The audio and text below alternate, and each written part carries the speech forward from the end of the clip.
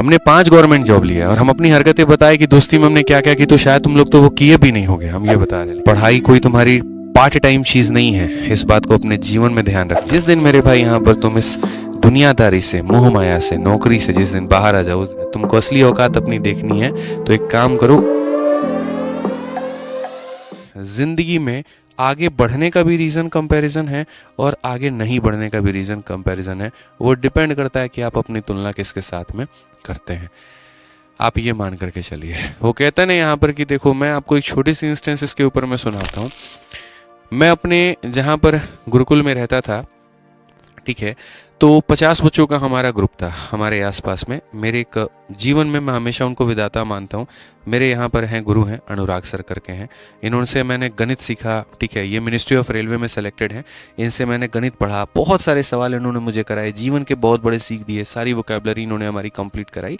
तो गुरुकुल का जब टेस्ट होता था, जब उस लाइब्रेरी का टेस्ट होता था, वहाँ पर सबसे अच्छा मेरा नंबर आता था। मैं बड़ा खुश होकर के चौड़ में घूमूंगा, आज तो एकदम मैस मई से घूमते थे।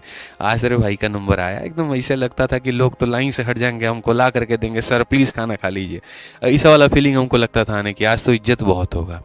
वो मेरे इस एटीट्यूड को देखने लगे यहाँ पर कि ये अपने ट्रैक से बाहर जा रहा है, क्योंकि वो कहते हैं ना कि पूत के पाँव पालने में ही दिख जाते हैं। तो गुरु लोग जो होते हैं ना, जो माँ बाप होते हैं, उनको सब दिख जाता है लक्षण तुम्हारे कि तुम क्या कर रहे हो क्या नहीं कर रहे हो।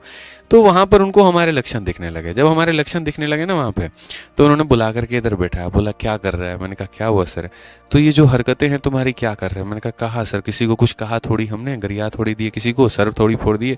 बोले अभी तुम बात ही नहीं कर रहे हैं, जो तुम अभी कर रहे हो ना, भविष्य में तुम्हारे लिए बहुत बड़ा खतरा है। ये जो सारे बच्चे तुम्हारे आसपास में हैं, ये बिगनर हैं, ये फ्रेशर हैं, ये तैयारी करने आए हैं, और उनके बीच में 160 नंबर 70 नंबर ला करके जो मौके में तुम हीरो बन रहे हो, तो ये अंधों में काढ़ा है ना, तो वो अपने आप को राजा समझ रहा है। तुमको असली औकात अपनी देखनी है तो एक काम करो, उन लाइब्रेरी में जा करके टेस्ट तो जहाँ के जा रहे 2-2 3-3 साल के रिपीटर बैठे हैं, जो 2-3 साल मेंस दे चुके हैं वहाँ पे और अच्छी पोस्ट की तलाश में, तब तुम्हें तुम्हारी औकात का पता चलेगा। भाई साहब हमने उनकी बात को थोड़ा सीरियसली लिया। हम पहुंच गए अगले दिन एक ऐसी लाइब्रेरी, और अगली लाइब्रेरी में नीचे से मेरा दूसरा रैंक था, नीचे से दूसरा रैंक। उस दिन समझ में आ गया कि भाई जिस कंपटीशन में हम जी रहे हैं और जिस कंपैरिजन में हम जी रहे हैं, वो कोई कंपैरिजन है ही नहीं। वास्तव में इंसान का कंपैरिजन खुद होता है। अगर 8 घंटे पढ़ सकते हो, अपने आप को बीट करके 9 घंटे पढ़ो, 9 घंटे पढ़ सकते हो 10 घंटे पढ़ो, और अपनी संगत अच्छी रखो। इंसान उन 5 लोगों का औसत होता है जिनके साथ में वो अपना जीवन बिता रहा होता है। तो दोस्ती अच्छी रखोगे, घूमने वाले के साथ में रहोगे, बाकी चीज़ों में रहोगे, वैसा बनोगे। मैंने किसी चीज़ के लिए कभी ज़िंदगी में मना नहीं किया कि ये मत करो, लेकिन मेरा हमेशा से ये कहना रहा, जो चीज़ें करते हो करो, उसके साथ में पढ़ाई तुम्हारा मेन मोटिव है, उसको करते रहो। हमने 5 गवर्नमेंट जॉब लिया और हम अपनी हरकतें बताए कि दोस्ती में हमने क्या क्या की, तो शायद तुम लोग तो वो किए भी नहीं होगे, हम ये बता रहे हैं। लेकिन मेरा उद्देश्य पढ़ना था, नौकरी लेना था, परिवार को ऊपर उठाना था, वो हमने किया। पढ़ाई कर लो तुम लोग, बस इतना चाहते हैं जीवन में, ठीक है। बहुत संघर्ष कर रहे हो सारे के सारे, ठीक है ना।